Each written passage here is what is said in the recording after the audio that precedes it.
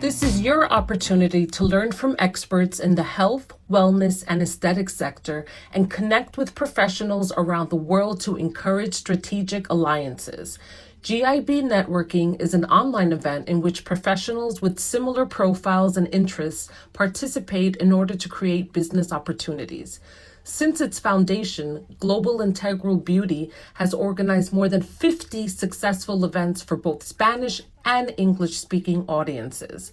By participating in the networking event, you can build a network of contacts, obtain unique opportunities, and global brand positioning. Train yourself in the health, wellness, and aesthetic sector.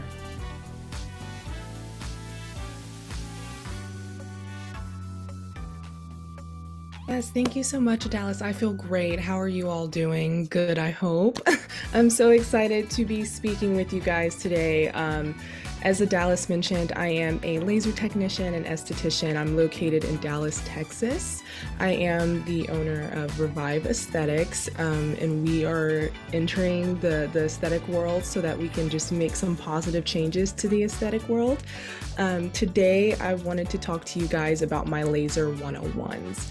I'm really big about laser technology. It's growing, more people are discovering it, it's becoming more popular for everything these days. And so I really want to touch base on some of my 101s in the consults, so not only can you feel confident after speaking with your client, but the client can feel confident. Treatment room confidence should be felt both ways. It shouldn't be one more than the other. Every client that I speak with, I'm looking for them to be my friend and for them to trust me. So let me go ahead and get my screen shared. Perfect. Okay, so I've got this pulled up.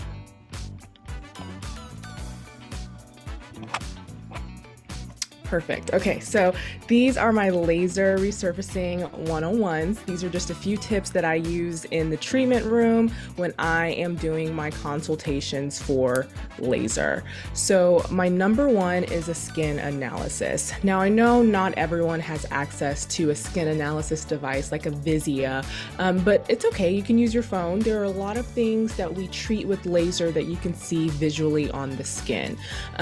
So it's okay as long as you're connecting and building that rapport with your client, you're going to be able to find everything you need to know. So these skin analysis can be done via skin analysis software or high resolution photo images on a smartphone device. You always want to make sure your photos are clean and crisp and that they are also consistent. I don't like to take inconsistent photos because the smallest angle change can affect how a blemish may look or the size of a melasma pattern or anything of that nature. So make sure your photos are consistent. The in-depth skin analysis is going to offer you as the provider an opportunity to evaluate your client's skin and visually assess the areas of treatments to improve. So again, this is very important for you to visually see what's going on, but for you to also be able to explain this to your client. I look at myself every day in the mirror when I'm brushing my teeth and when I'm washing my face, so I may not notice something that a professional may notice. So when they're going to see you, it's truly because they need an understanding of what's going on, okay? Now, what I don't like to do in the treatment room is point out things that they do not tell me about. With the growth of the beauty industry, people are getting beauty marks tattooed on them.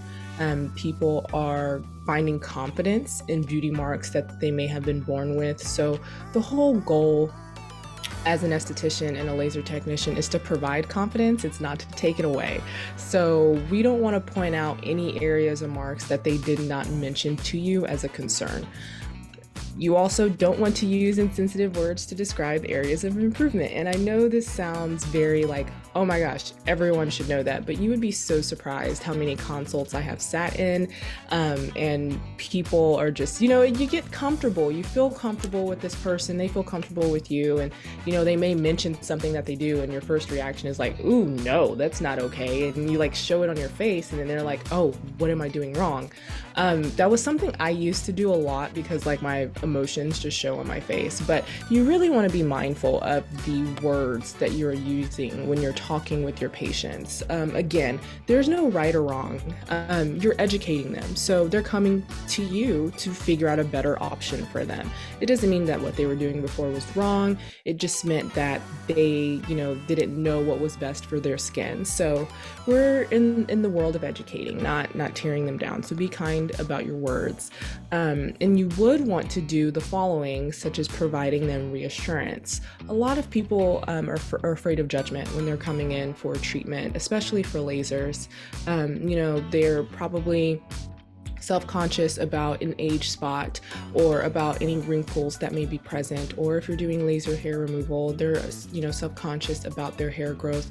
So make them feel comfortable and provide the reassurance that this is normal for everyone and they are not alone in how they feel. Educate them on their current skin and how you can help them. I'm really big on educating the client.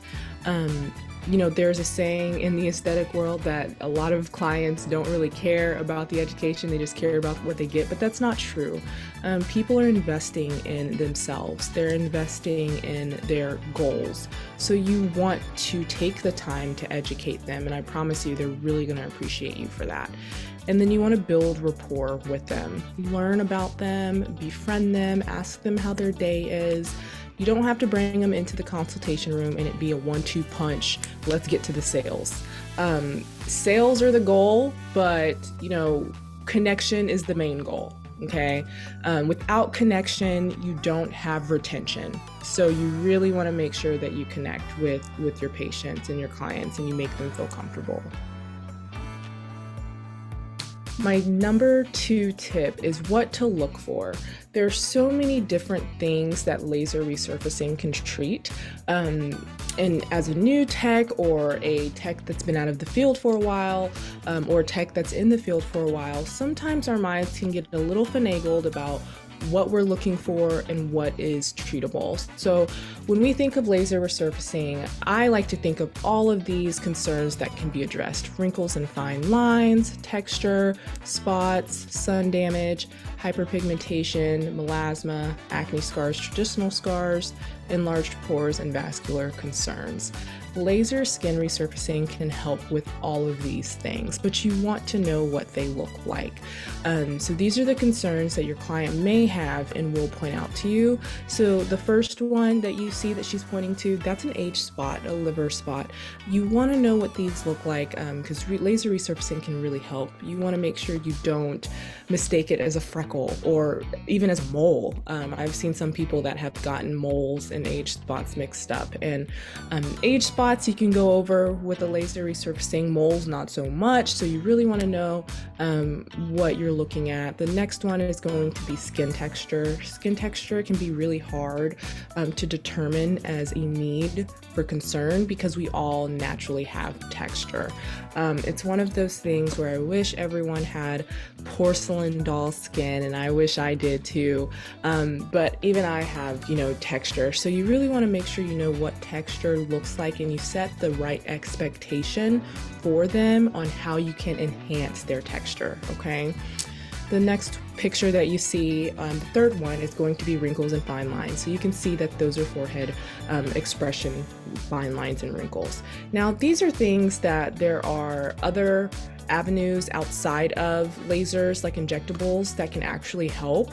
But here's my thing with laser resurfacing, you're really remodeling that tissue and you're really building up that coagulation in the skin that helps their natural processes. So I like to always actually combine my laser resurfacing with my injectors for their injectables because it's one of those things where it's treatable and then maintenance. So yes, we'll be able to treat any fine lines or wrinkles with Botox and injectables, but also I can maintain those results with the laser because I'm manipulating your natural collagen production, okay? So there's always that thought to have when you're looking at those kind of concerns.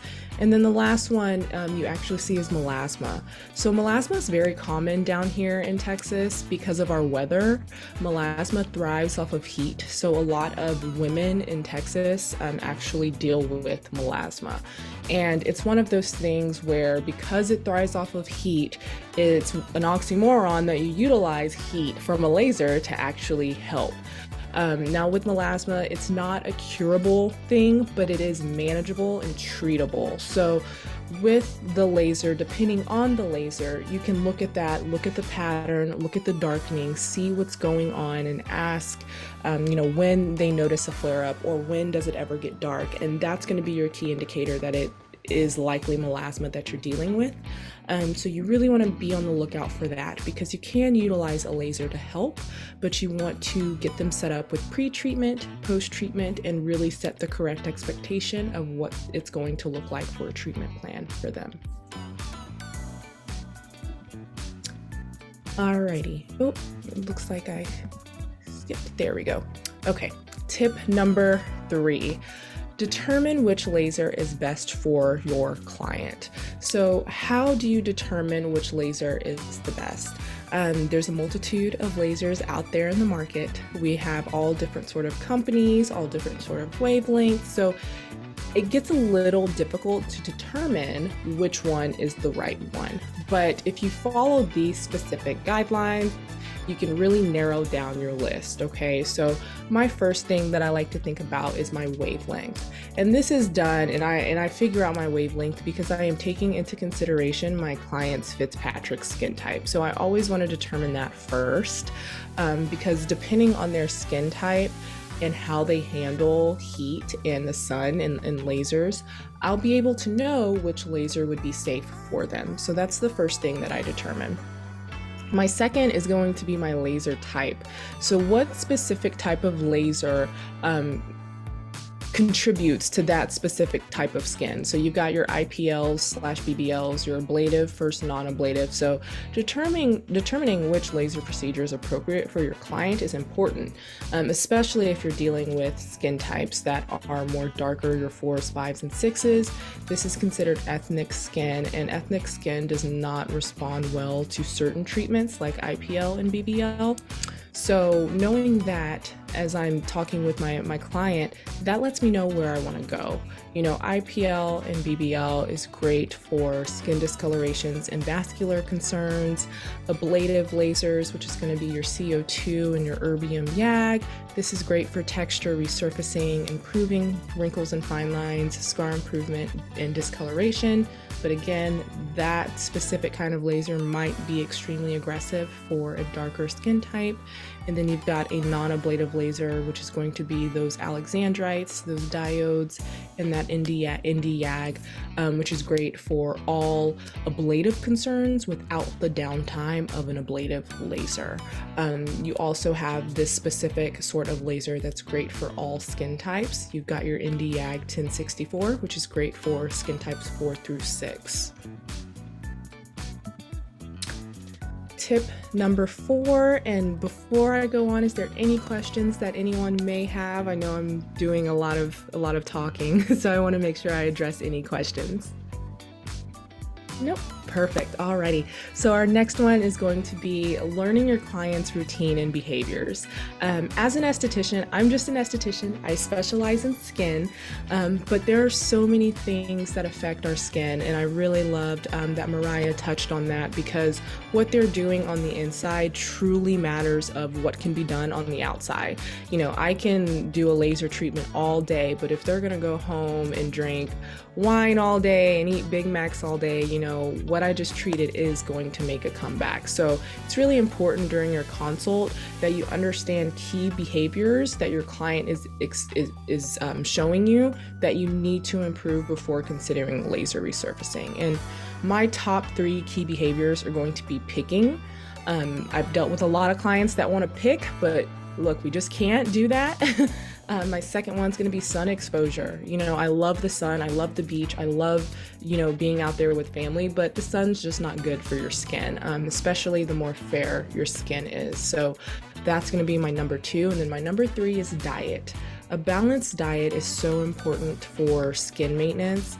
It's something that we have to consider in anything that we do. So anytime I speak with someone, I always want to know what their diet looks like. And of course, I'm not a dietitian, so I don't give them a ton of suggestions, because there are certain routes you have to go through depending on the person and any underlying conditions. But as simple as drinking, adequate amount of water and not eating greasy, fat, dense food all the time. So those are just some key things that I look for to help them improve before we consider lasers, so that I can guarantee that they're going to be able to maintain their results.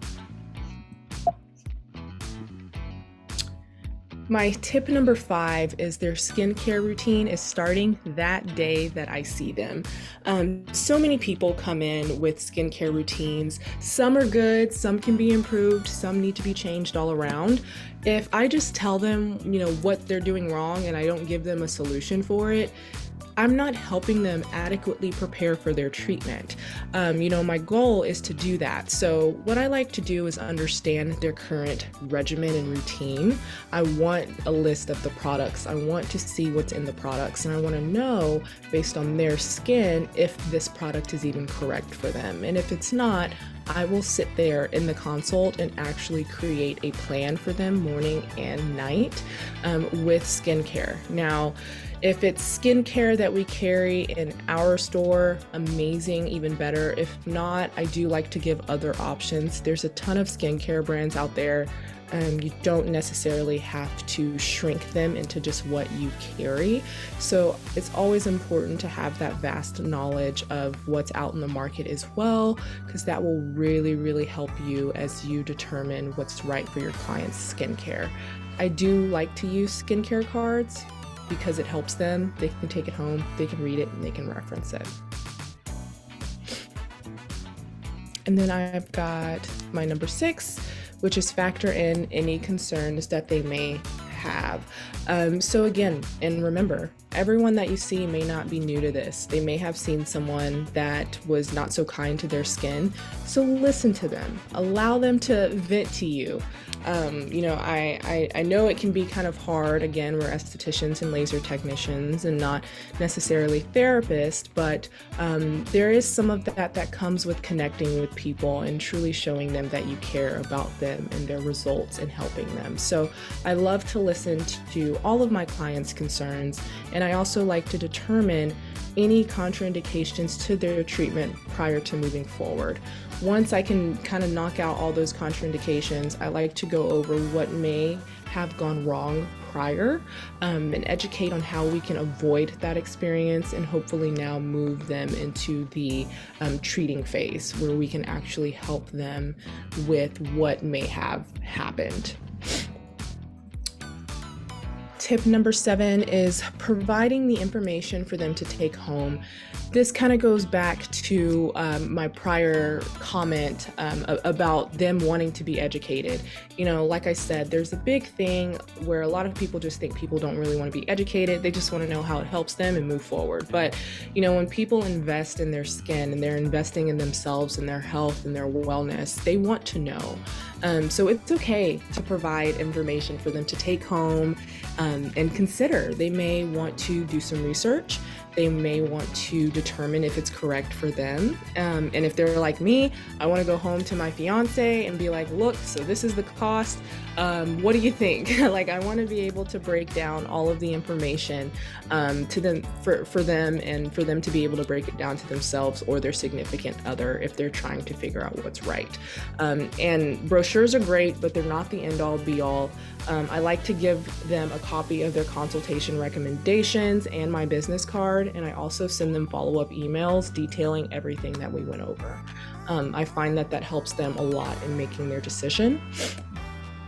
And I think I had one more tip. There we go, tip number 8. It was kind of out of order. My last one is educating them on the technology. Now, this falls in line with what I just said, educating them about what works for them, educating them on why this would be great, educating them on their current state of their skin, but educating them on the technology is also very important. They want to know what you're using on them. They want to know what it does. I get a lot of clients that are interested in learning about why this specific device or technology was created. So really being able to educate them on the technology that you're utilizing or will be utilizing for their laser resurfacing treatment is very important. You want to go over what the device will do, what the device was created to do, how the treatment may feel. There's a lot of fear that people have when it comes to laser, especially with ablative treatment. So really be able to tell them and describe to them the feeling that they will be having during treatment, and then paint a picture of their post-treatment expectations. Anytime someone goes in for a consultation, this is the beginning of their journey, okay?